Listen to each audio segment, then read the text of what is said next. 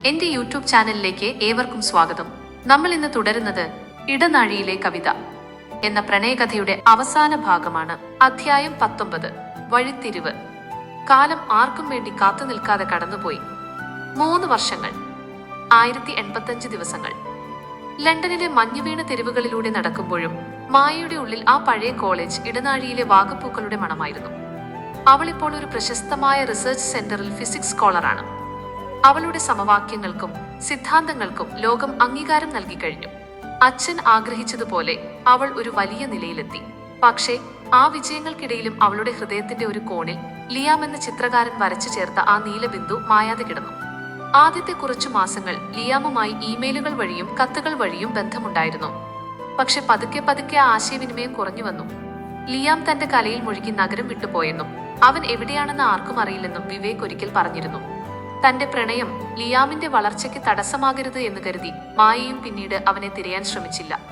പക്ഷേ ഓരോ അസ്തമയം കാണുമ്പോഴും അവൾ ലിയാമിനെ ഓർത്തു. അന്ന് ലണ്ടനിലെ ഒരു ശനിയാഴ്ചയായിരുന്നു.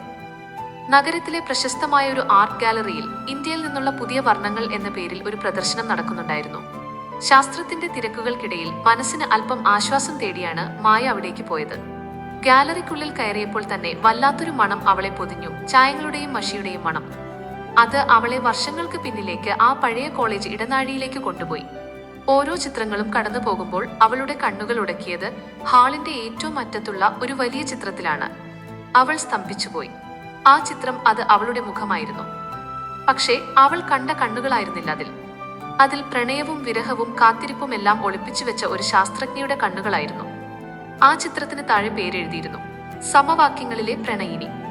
അതിനടുത്തുള്ള ചിത്രം ഒരു പഴയ കോളേജ് ഇടനാഴിയുടേതായിരുന്നു. മഴ പെയ്യുന്ന ആ ഇടനാഴിയിൽ ഒരു തൂണിനു പിന്നിൽ മറഞ്ഞു നിൽക്കുന്ന 2 നിഴലുകൾ. ആ ചിത്രത്തിന്റെ പേര് ഇടനാഴിയിലെ കവിത. മായയുടെ കൈകൾ വിറയ്ക്കാൻ തുടങ്ങി. അവളുടെ കണ്ണുകളിൽ നിന്നറിയാതെ കണ്ണുനീർ ഒഴുകി. ലിയാം, അവൻ ഇത്രയധികം വളർന്നിരിക്കുന്നു. ലണ്ടനിലെ ഈ വലിയ ഗാലറിയിൽ പോലും അവന്റെ ചിത്രങ്ങൾ എത്തിയിരിക്കുന്നു. അവൻ തന്നെ മറന്നിട്ടില്ല എന്ന് ആ ചിത്രങ്ങൾ അവളോട് വിളിച്ചു പറഞ്ഞു. അവൾ ഉടനെ ഗാലറി അധികൃതരോട് ആ ചിത്രകാരനെ കുറിച്ച് ചോദിച്ചു. ലിയാം ഇപ്പോൾ എവിടെയുണ്ട്? അദ്ദേഹം ഇപ്പോൾ നാട്ടിലാണ് മായ. തന്റെ പഴയ കോളേജിൽ ഒരു വലിയ ആർട്ട് സ്കൂൾ തുടങ്ങാനുള്ള തയ്യാറെടുപ്പിലാണെന്ന് കേട്ടു, അവർ മറുപടി നൽകി. ആ നിമിഷം മായ ഒരു തീരുമാനമെടുത്തു. ഇനി തനിക്ക് ഈ മഞ്ഞിലും തണുപ്പിലും നിൽക്കാൻ കഴിയില്ല. തന്റെ കരിയർ താൻ കെട്ടിപ്പടുക്കി കഴിഞ്ഞു. ഇനി തനിക്ക് തന്റെ പ്രണയം തിരിച്ചുപിടിക്കണം. അവൾ തന്റെ റിസർച്ച് പ്രൊജക്ടുകൾ പാതിവഴിയിൽ നിർത്തി നാട്ടിലേക്ക് മടങ്ങാൻ തീരുമാനിച്ചു. അതൊരു വഴിത്തിരിവായിരുന്നു. കരിയറിന് വേണ്ടി പ്രണയത്തെ ഉപേക്ഷിച്ചവൾ ഇപ്പോൾ പ്രണയത്തിന് വേണ്ടി തന്റെ സമ്പാദ്യങ്ങളെല്ലാം ഉപേക്ഷിച്ചു മടങ്ങുകയാണ്. നാട്ടിലേക്കുള്ള വിമാനത്തിലിരിക്കുമ്പോൾ മായ ലിയാം വർഷങ്ങൾക്ക് മുൻപ് നൽകിയ ആ മരപ്പെട്ടി തുറന്നു. അതിലെ നീല ചായം ഉണങ്ങിയിരുന്നില്ല. അവൾ തന്റെ വിരൽ അതിൽ മുക്കി തന്റെ ഡയറിയുടെ അവസാന പേജിൽ ഒരു വലിയ ബിന്ദു വരച്ചു. ആ ബിന്ദുവിൽ നിന്ന് അവർക്കിടയിലുള്ള ദൂരം മാഞ്ഞു പോകുന്നത് അവൾ അറിഞ്ഞു. കൊച്ചി വിമാനത്താവളത്തിൽ ഇറങ്ങിയപ്പോൾ നാടിന്റെ ചൂടും മണവും അവളെ സ്വീകരിച്ചു. അവൾ നേരെ പോയത് തന്റെ വീട്ടിലേക്കല്ല, മറിച്ച് ആ പഴയ കോളേജ് ക്യാമ്പസിലേക്കാണ്. അവിടെ ലിയാം ഉണ്ടാകുമെന്ന് അവൾക്കുറപ്പായിരുന്നു. കാലം മാറിയിട്ടുണ്ടാകാം, കെട്ടിടങ്ങൾക്ക് പുതിയ നിറം വന്നിട്ടുണ്ടാകാം, പക്ഷേ ലിയാമിന്റെ പ്രണയത്തിന് മാറ്റമുണ്ടാകില്ലെന്ന് അവൾ വിശ്വസിച്ചു. വഴിത്തിരിവുകൾ എപ്പോഴും വേദനയുള്ളവയായിരിക്കില്ല. ചിലപ്പോൾ അവ നമ്മെ യഥാർത്ഥ ലക്ഷ്യത്തിലേക്ക് എത്തിക്കും. മായയുടെ ജീവിതത്തിലെ ഏറ്റവും വലിയ വഴിത്തിരിവ് ആ ആർട്ട് ഗാലറിയിൽ വെച്ചായിരുന്നു. പ്രണയം ഒരിക്കലും അവസാനിക്കുന്നില്ല. അത് പുതിയ രൂപങ്ങളിൽ നമ്മെ തേടി വരുമെന്ന് അവൾ തിരിച്ചറിഞ്ഞു. അധ്യായം 20. പ്രണയത്തിന്റെ പൂർണ്ണത.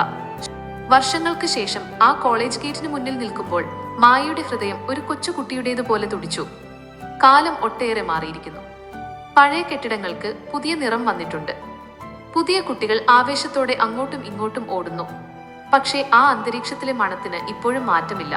മഴ നനഞ്ഞ മണ്ണിന്റെയും വാഗപ്പൂക്കളുടെയും അതേ സുഗന്ധം. മായ പതുക്കെ തന്റെ പ്രിയപ്പെട്ട ഇടനാഴിയിലേക്ക് നടന്നു. അവളുടെ ഓരോ ചുവടുവെപ്പും പഴയ ഓർമ്മകളെ ഉണർത്തി. ലൈബ്രറി, ക്യാൻറ്റീൻ, ആ പഴയ വാഗമരം, എല്ലാം അവിടെ തന്നെയുണ്ട്. അവൾ ആർട്സ് ബ്ലോക്കിനടുത്തേക്ക് എത്തിയപ്പോൾ ഒരു വലിയ ബോർഡ് കണ്ടു: ലിയാംസ് സ്കൂൾ ഓഫ് ഫൈൻ ആർട്സ് ഉദ്ഘാടന പ്രദർശനം. അവൾ അകത്തേക്ക് കയറി. ആ വലിയ ഹാൾ നിറയെ ചിത്രങ്ങളായിരുന്നു. ലണ്ടനിലെ ഗാലറിയിൽ കണ്ടതിനേക്കാൾ മനോഹരമായ പ്രിയപ്പെട്ട ചിത്രങ്ങൾ. ഹാളിന്റെ അറ്റത്ത് ജനാലയ്ക്കിൽ ദൂരേക്ക് നോക്കി ഒരാൾ നിൽക്കുന്നു. അത് ലിയാം ആയിരുന്നു. അവന്റെ മുടിയിൽ അവിടെവിടെ നര ബാധിച്ചിട്ടുണ്ട്. പക്ഷേ ആ നിൽപ്പിന് ഇപ്പോഴും പഴയ ആ ചിത്രകാരന്റെ ലാളിത്യമായിരുന്നു. മായ ശബ്ദമുണ്ടാക്കാതെ അവന്റെ പിന്നിൽ ചെന്നു നിന്നു. അവളുടെ ഹൃദയമിടിപ്പ് അവൾക്ക് തന്നെ കേൾക്കാമായിരുന്നു. ലിയാം, അവൾ പതുക്കെ വിളിച്ചു. ലിയാം ഞെട്ടിത്തിരിഞ്ഞു. വർഷങ്ങൾ തന്റെ പ്രിയതമയുടെ മുഖത്ത് വരുത്തിയ മാറ്റങ്ങൾ അവൻ ഒരു നിമിഷം കൊണ്ട് വായിച്ചെടുത്തു. അവന്റെ കണ്ണുകളിൽ വിശ്വസിക്കാൻ കഴിയാത്തൊരു തിളക്കം വിരിഞ്ഞു. അവനൊന്നും മിണ്ടിയില്ല. പകരം അവളുടെ കണ്ണുകളിലേക്ക് തന്നെ നോക്കി നിന്നു. നീ തിരിച്ചു വന്നോ മായ? അവന്റെ ശബ്ദം വിറയ്ക്കുന്നുണ്ടായിരുന്നു. തിരിച്ചു വരാതിരിക്കാൻ എനിക്ക് കഴിയില്ലായിരുന്നു ലിയാം. ലണ്ടനിലെ ആ ഗാലറിയിൽ നിന്റെ ചിത്രങ്ങൾ കണ്ടപ്പോൾ ഞാൻ തിരിച്ചറിഞ്ഞു എന്റെ സമവാക്യങ്ങൾക്ക് നിന്റെ വർണ്ണങ്ങളില്ലാതെ പൂർണ്ണമാകാൻ കഴിയില്ലെന്ന്. മായയുടെ കണ്ണുകൾ നിറഞ്ഞു. ലിയാം അവളുടെ അരികിലേക്ക് വന്നു. അവൻ അവളുടെ കൈകൾ പതുക്കെ കോർത്തു പിടിച്ചു. ഞാൻ നിനക്ക് വേണ്ടി ഈ ഇടനാഴിയിൽ എന്നും കാത്തു നിൽക്കാറുണ്ടായിരുന്നു മായ. ഓരോ പുതിയ ബാച്ച് കുട്ടികൾ വരുമ്പോഴും അവരുടെ ചിരികൾക്കിടയിൽ ഞാൻ നിന്റെ ആ പഴയ ശബ്ദം തിരയുമായിരുന്നു. നീ വിദേശത്ത് വലിയൊരാളായെന്നറിഞ്ഞപ്പോൾ എനിക്ക് സന്തോഷം തോന്നി. പക്ഷേ എന്നെങ്കിലും നീ ഈ മണ്ണിലേക്ക് മടങ്ങി വരുമെന്ന് എന്റെ ഉള്ളിലെ ചിത്രകാരൻ മന്ത്രിക്കാറുണ്ടായിരുന്നു. അവൻ അവളെ ഹാളിന്റെ നടുവിലേക്ക് കൂട്ടിക്കൊണ്ടുപോയി. അവിടെ ഒരു വലിയ ക്യാൻവാസ് തുണി കൊണ്ട് മൂടി വെച്ചിരുന്നു. ഇത് നിനക്ക് വേണ്ടിയുള്ളതാണ് മായ. ഇത് പൂർത്തിയാക്കാൻ നിന്റെ സാമീപ്യം എനിക്ക് ആവശ്യമായിരുന്നു. ലിയാം ആ തുണി പതുക്കെ മാറ്റി. മായ സ്തംഭിച്ചുപോയി. അത് അവരുടെ ആ പഴയ ഇടനാഴിയായിരുന്നു. പക്ഷെ അതിൽ അവളും ലിയാമും പ്രായം കുറഞ്ഞ 2 വിദ്യാർത്ഥികളായല്ല, മറിച്ച് ഇന്നത്തെ രൂപത്തിൽ ഒന്നിച്ചു നിൽക്കുന്നതാണ് അവൻ വരച്ചിരിക്കുന്നത്. അവളുടെ കയ്യിൽ ഒരു സയൻസ് ജേണലും അവന്റെ കയ്യിൽ ഒരു ബ്രഷും.